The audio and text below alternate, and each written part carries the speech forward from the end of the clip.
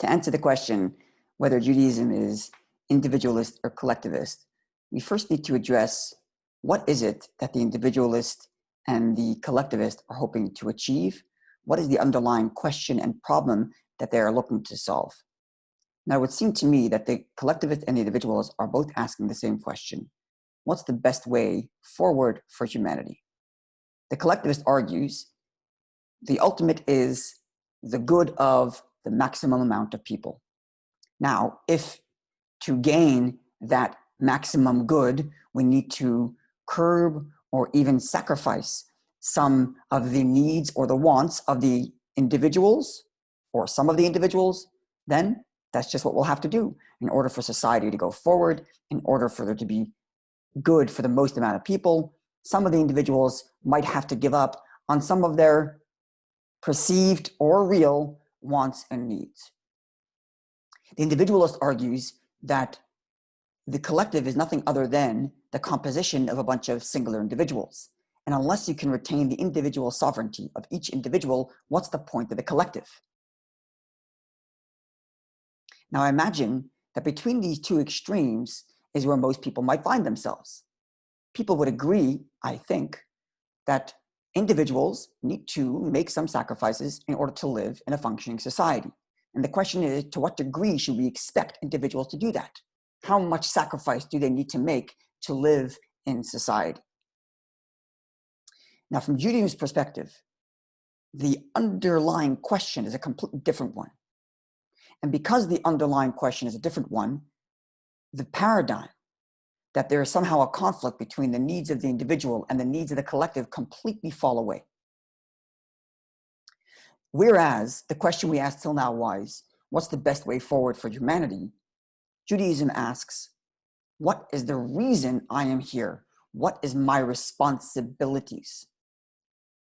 Not what's the most comfortable way forward for me or for the collective, but what are my responsibilities? God created us. He created us with a plan, with a purpose, as individuals and as a society. And the question therefore becomes not what's the best way forward, but what are my duties and responsibilities to my Creator? From that perspective, the fact that I take care of myself and the fact that I contribute to society are not two opposites. They are not at odds. They both stem from one and the same source, my responsibility to my Creator.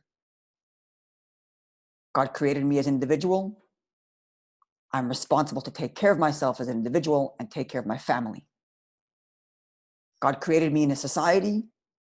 It's my responsibility and duty to take care of my society.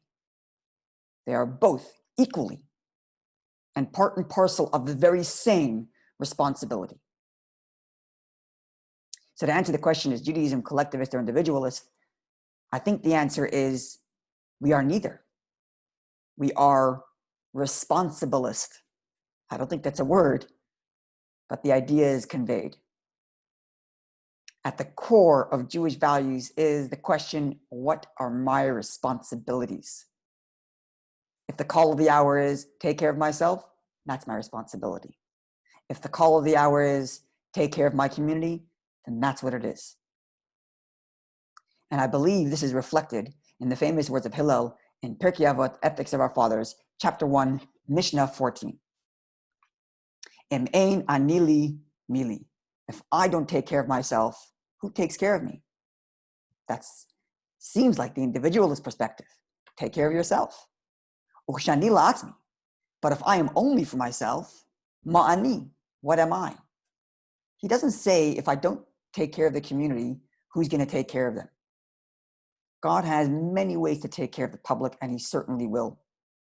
The question is, am I going to be God's partner in taking care of the community? And therefore, if I don't take care of the community, it's not a question of the community will suffer, and therefore I have to sacrifice of myself to give to the community. No.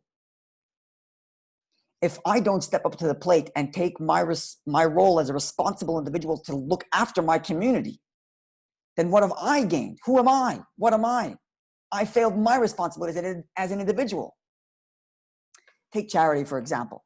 The individualist might argue that charity is a sacrifice. You've worked hard for your money, and you don't have to give it away. If you want to give it away, that's your free choice as a sovereign individual. And the collectivist might argue, well, there's a whole bunch of people here, and they all need some money. You better give away some. And the society, as it were, has the right to impose upon the individual to give charity. But both of these people agree that it's a sacrifice on the individual's part to give charity. From Hillel's perspective, it's not a sacrifice to give charity. If I only take care of myself, what am I? If I don't give charity, I'm failing my responsibility as an individual.